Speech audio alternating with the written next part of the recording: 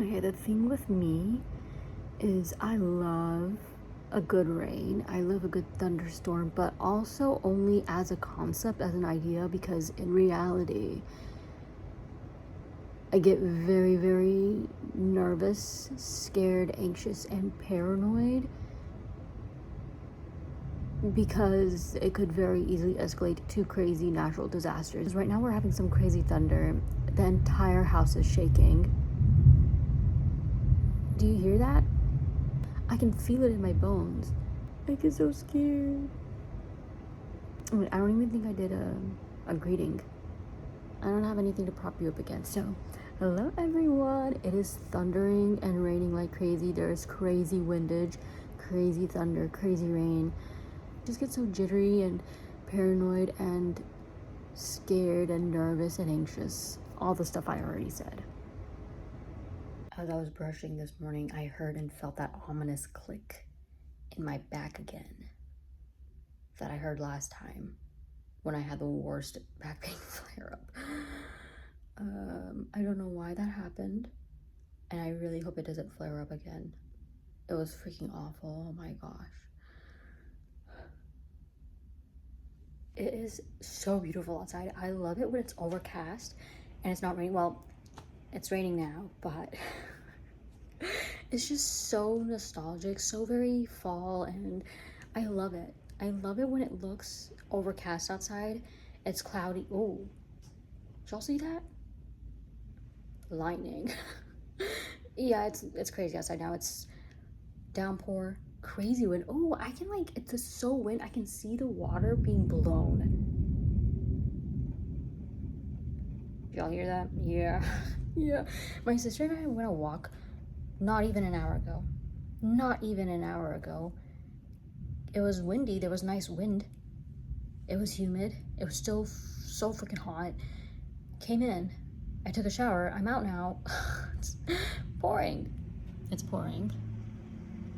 And I bet it's not even the refreshing kind of rain. I bet it's the muggy, the super, super muggy kind of rain that is miserable to be in. But oh, that wind sound, that wind, I know feels so nice.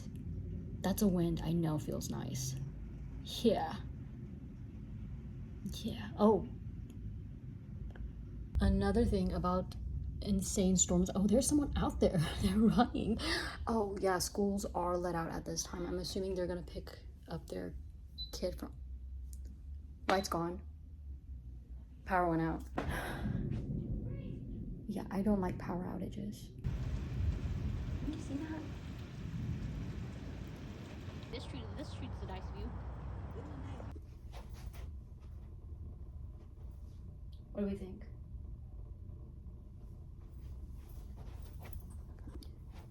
You're right. Let's stick to this.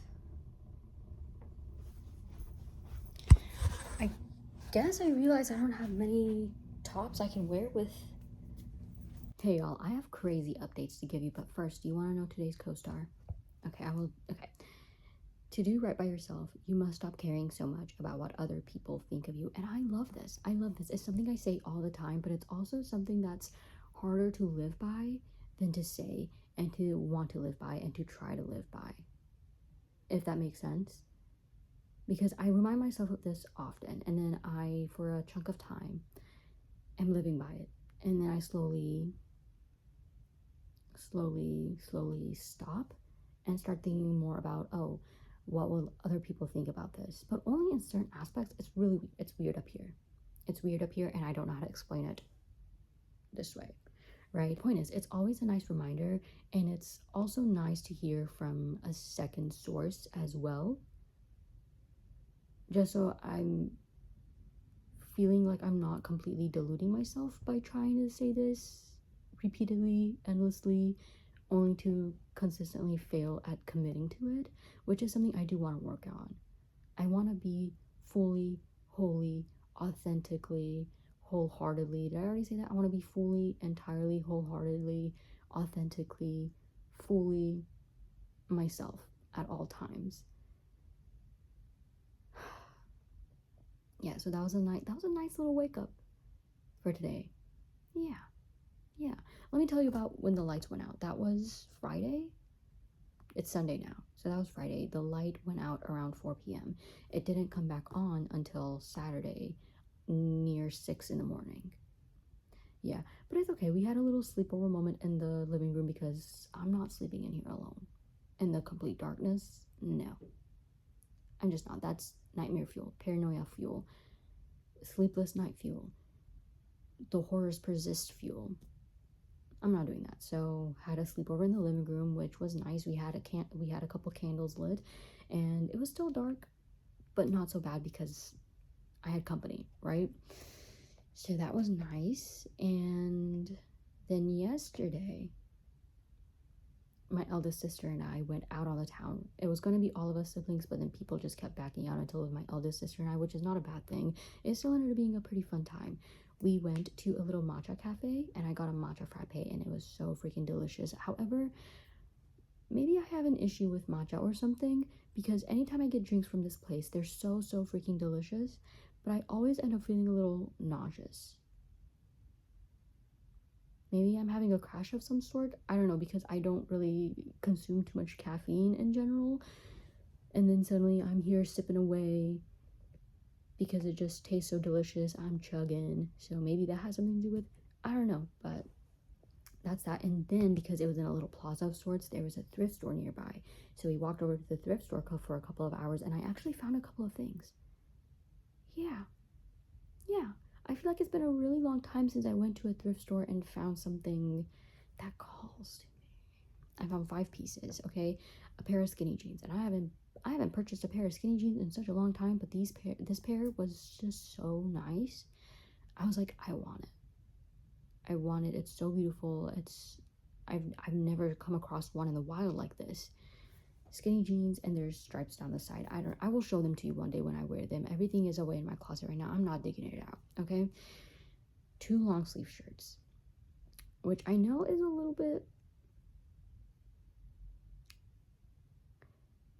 it's a little bit funny, ironic even, especially because in the last video I was talking about how my skin tone is so different on my arms compared to my face and my neck, and I really want to start evening it out more.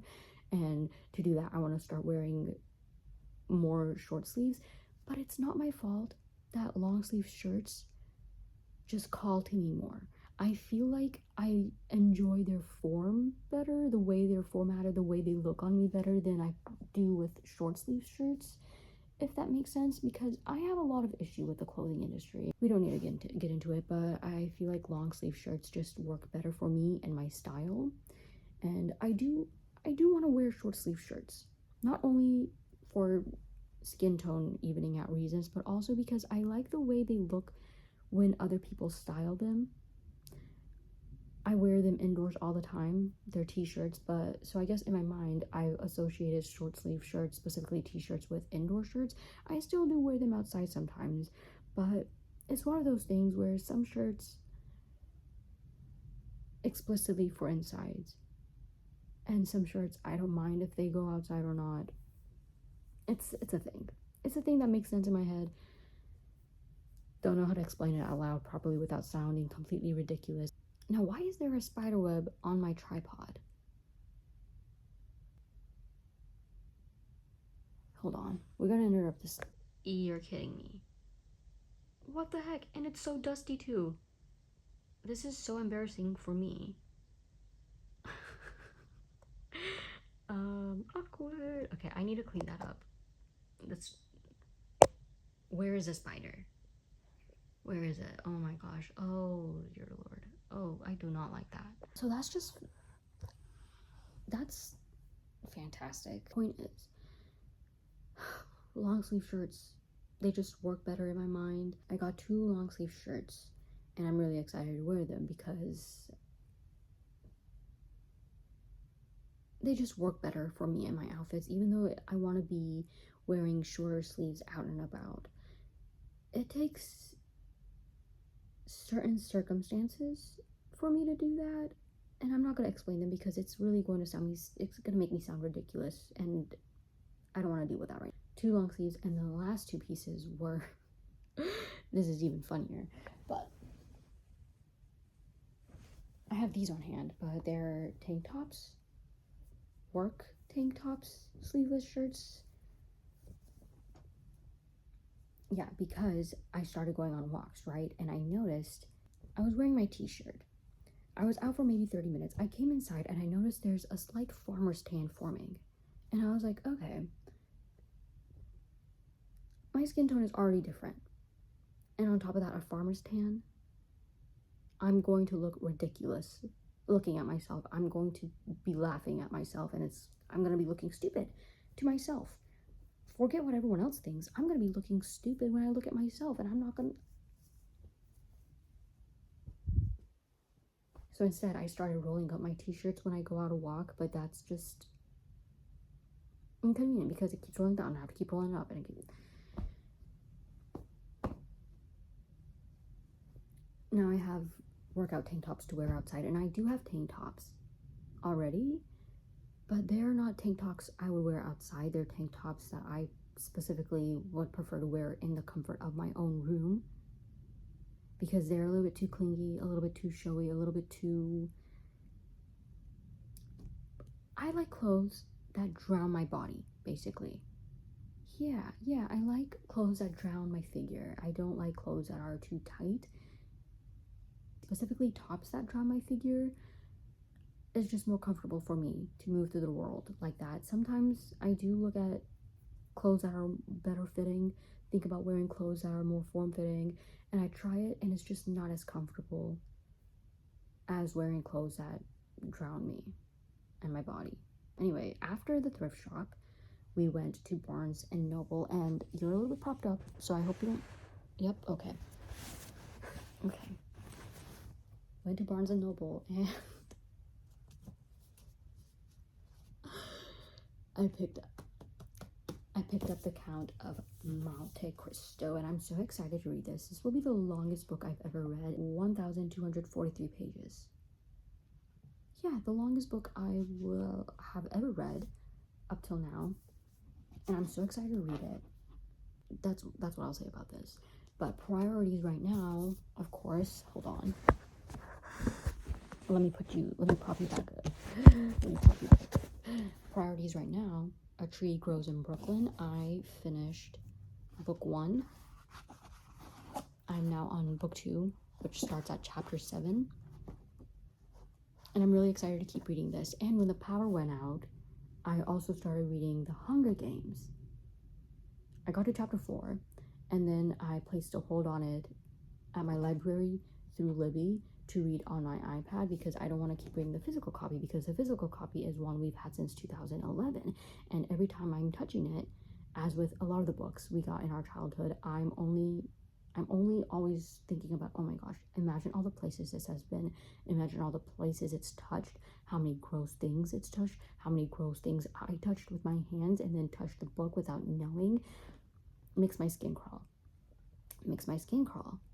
So it was an exception when the lights went out, because I wasn't doing anything else anyway. I wasn't gonna drop the book and try to get on my phone, because I was trying to conserve the battery on my phone, because I didn't know when the lights would come back on, and I didn't want to waste the battery and then not have a way to charge it.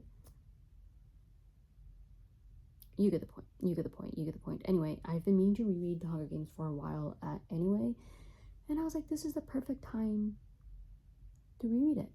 Why not?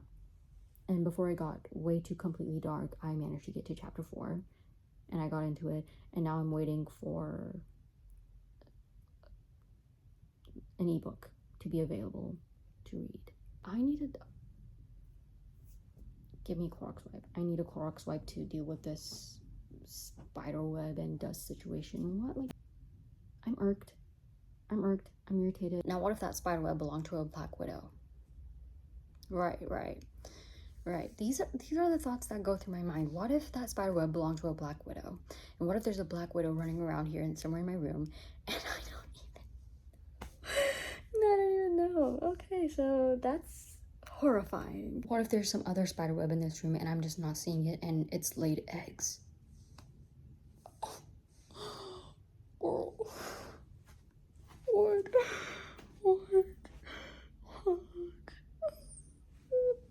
Ill-fitted, not the cutest, but It works. Our main character, Francie's mom, Katie, just gave birth to Francie, and her dad, Johnny, she was so weak that she couldn't lift her head an inch from the pillow. Yet it was she who comforted him and told him not to worry, that she would take care of him. Johnny began to feel better. He told her that after all it was nothing, that he had learned that a lot of husbands had been through the mill. I hate that. It is so insanely common for men to make childbirth about them. Men have such a way of making everything about them, including the pain that women feel while birthing a literal human being. And here, Katie thinks about how she felt like she was being boiled alive and death wasn't even an option to escape this pain. Her husband, Johnny, spent the entire night and day bar crawling, basically drinking, lamenting his pain to other men, and other men buying him more drinks, being like, yes, we've also suffered through this. Like, tale as old as time. Tale as old as time, am I right? Like, I get that he is only 20, but Katie is also only 18. And she's worried about not only her daughter, but also Johnny. She's talking about how she has to take care of Johnny because he can't take care of him. Like, okay, well, things in the world right now are not the best. Shit's crazy. Shit's crazy, right? And I see it all come up on my For You pages, on my Explore pages, on my feeds, and it really gets in my head. And I become a real downer, and I start stressing out about the end of the world and where I fit into all of it. And that sounds so extreme, but I mean, like, what am I even gonna do? What am I even gonna do? Because thing about me is I'm one of those people who's like, if an apocalypse ever happens, I am just going to kill myself because I'm not dealing with it. I'm just not. I'm not dealing with it. I'm not dealing with trying to survive it. I'm not trying to deal with surviving the aftermath of it. I'm just not. And I'm really squeamish. Let's be honest. I'm not looking at zombies and thinking about anything else except I have to stop and throw up right now. I have to cry. I have to do something before I start self-mutilating.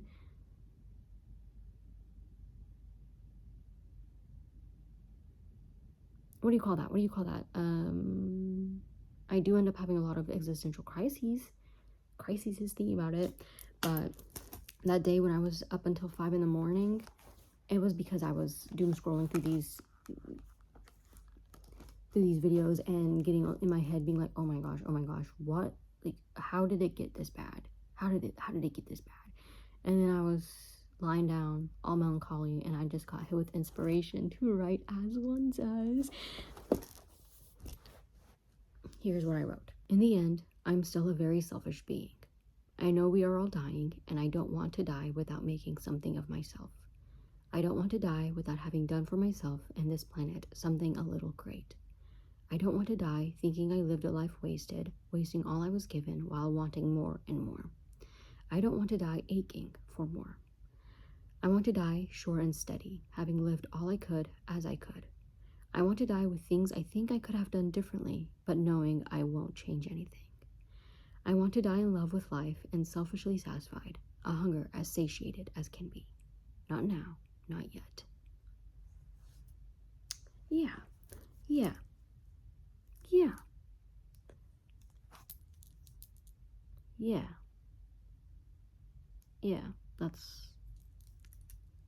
That's what I wrote, obviously. It's yeah, I think that is it for this video. So if you watched it this far, thank you so much. I really freaking appreciate you. But I will see you all next time. Be kind, be smart, and stay safe, everyone.